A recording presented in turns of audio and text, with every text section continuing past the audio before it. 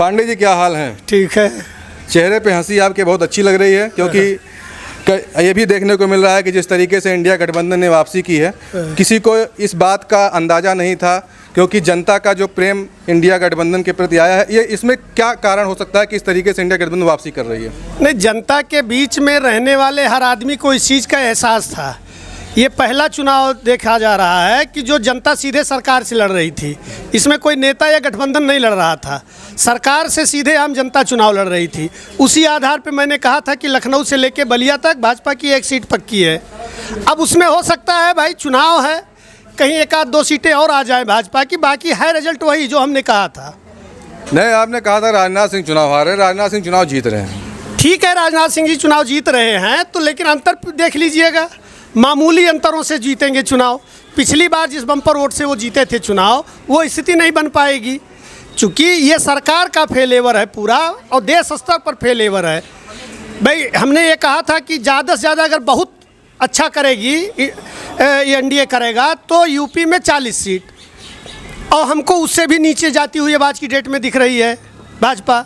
तो ये भाजपा की कार्यप्रणाली का विरोध है, जो सत्ता में था 10 साल उसका विरोध है। जिस तरीके से इंडिया गठबंधन ने पूरे देश में वापसी किया है और अपने पूर्ण बहुमत से, मुझे लगता है कुछ ही सीट दूरी पे है, क्या इंडिया गठबंधन अगर इस तरीके से कुछ दूरी पे है तो क्या सरकार बनाने में कामयाब हो पाएगी? इस पे क्या कहेंगे आप? बिल्कुल, सरकार इंडिया गठबंधन ही बनाएगी, चूँकि एनडीए में तमाम अलायंस ऐसे हैं जो ईडी और सीबीआई की डर की वजह से गए थे। नाम नहीं उनका किसी का मैं बताऊंगा, ऐसे तमाम दल हैं जो सिर्फ ईडी सीबीआई के डर से गए थे एनडीए में। वो सारे लोग अब एनडीए छोड़ करके इंडिया में आ जाएंगे और सरकार इंडिया गठबंधन ही बनाएगी देश में। अच्छा, ये बताइए, अगर एनडीए की आप बात कर रहे हैं, एनडीए में कौन सा ऐसा दल है जो एनडीए का घटक दल कौन सा टूट सकता है, जिसपे हम कई लोग ऐसे हैं। एक आध नाम आप लीजिए। जैसे नीतीश कुमार जी जा सकते हैं, नीतीश कुमार, चंद्रबाबू नायडू जा सकते हैं। चंद्रबाबू नायडू का आज तक का राजनीतिक इतिहास रहा है, वो जिसके साथ चुनाव लड़े हैं उसके साथ कभी सरकार नहीं बनाए हैं। देख लीजिएगा इस चीज़ को, आप भी मीडिया कर्मी हैं, पूरा रिकॉर्ड उनका देख लीजिएगा कि आज तक जब भी वो जिसके भी साथ चुनाव लड़े, और आंध्र प्रदेश में ठीक कर रहे हैं, वो उनकी ठीक ठाक सीटें आ रही हैं। और चंद्रबाबू नायडू के ही हट जाने के बाद एनडीए की सीटें कम हो जा रही हैं, इनके पास बहुमत नहीं बच रहा है, वही होगा। अगर हम इंडिया गठबंधन की बात करेंगे, अगर आप इंडिया गठबंधन की आप बात कर रहे हैं, तो इंडिया गठबंधन सरकार अगर बनाती है तो प्रधानमंत्री का चेहरा कौन हो सकता है? ओ भाई, वहाँ प्रधानमंत्री पद के योग्य कई लोग हैं। कौन वहाँ झगड़ा इसका नहीं है, वहाँ किसी को भी बना देंगे। एक चीज़ मैं कांग्रेस की एक रणनीतिक चीज़ आपको बता दूं, जो लोग अभी तक ये हल्ला करते रहे वो करते रहे कि राहुल गांधी को प्रधानमंत्री बनाया जाएगा। गांधी परिवार से फिलहाल इंडिया अलायंस से कोई प्रधानमंत्री बनने नहीं जा रहा है। अब वो चाहे नीतीश कुमार आकर के प्रधानमंत्री बन जाए और चाहे खड़गे जी बन जाए प्रधानमंत्री या और कोई बन जाए, फिलहाल गांधी परिवार से कोई प्रधानमंत्री नहीं बनना है।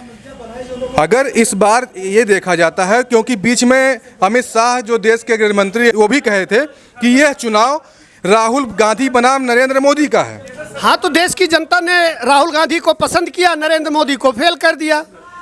नरेंद्र मोदी को जनता नहीं एक्सेप्ट कर रही है, चूँकि नरेंद्र मोदी इतने घटिया स्तर की बात हमेशा करते रहे प्रधानमंत्री होने के बावजूद। भाई, प्रजातंत्र में विपक्ष महत्वपूर्ण चीज़ होता है। मोदी जी सदन में एक घोषणा करते हैं और कहते हैं कि इस बार भाजपा 400 पार रहेगी और विपक्ष दर्शक दीर्घा में नजर आएगा, तो इसका मतलब ये साफ दिखता है कि उनको प्रजातंत्र में भरोसा नहीं है, वो विपक्ष को बर्दाश्त नहीं कर सकते, इसलिए वो इस तरीके की बात कर रहे हैं। और उनका कोई भी भाषण उठा के देख लीजिए, मंगलसूत्र से लेके मुजरे तक का, मोदी जी ने किसी भी सभा में, किसी भी उसमें जो मूल मुद्दा है देश का, चाहे महंगाई की हो, चाहे बेरोजगारी का हो, चाहे महिलाओं के सम्मान का हो, चाहे किसानों के सम्मान की बात हो, इस पर कहीं मोदी जी बात करते नजर आए आपको? एक वीडियो कोई दिखा दीजिए जिसमें मोदी जी रोजगार पे और महंगाई पे बात करते नजर आए हों। भाई, मणिपुर देश का ही हिस्सा है, मणिपुर सालों से जल रहा है, आज भी स्थितियां अभी सरकार के नियंत्रण के बाहर ही हैं, लेकिन मोदी जी एक बार भी मणिपुर का नाम नहीं ले रहे हैं। या तो मोदी जी चाह रहे होंगे कि मणिपुर को दान कर दिया जाए, चाइना को दे दिया जाए, ये बताइए कि राहुल गांधी का सपना इस बार फिर से अधूरा रह जाएगा। आप कह रहे हैं प्रधानमंत्री नहीं राहुल बनेंगे। गांधी का एक ही सपना था कि मोदी को हटाना है, उसमें राहुल गांधी एकदम कामयाब हैं। कैसे कह रहे हैं? वो राहुल गांधी का सपना प्रधानमंत्री बनना है। राहुल गांधी का प्रधानमंत्री बनने का सपना होता तो 2009 में वो प्रधानमंत्री बन गए होते, उनको कोई रोकने वाला उस समय नहीं था। राहुल गांधी को प्रधानमंत्री पद से कोई ममता नहीं है, उनको इस देश से मोह है, वो इस देश के लिए कुछ करना चाहते हैं। और मोदी देश में गिने हुए केवल 17 लोगों के लिए काम कर रहे हैं और उन्हीं के लिए करना चाहते हैं।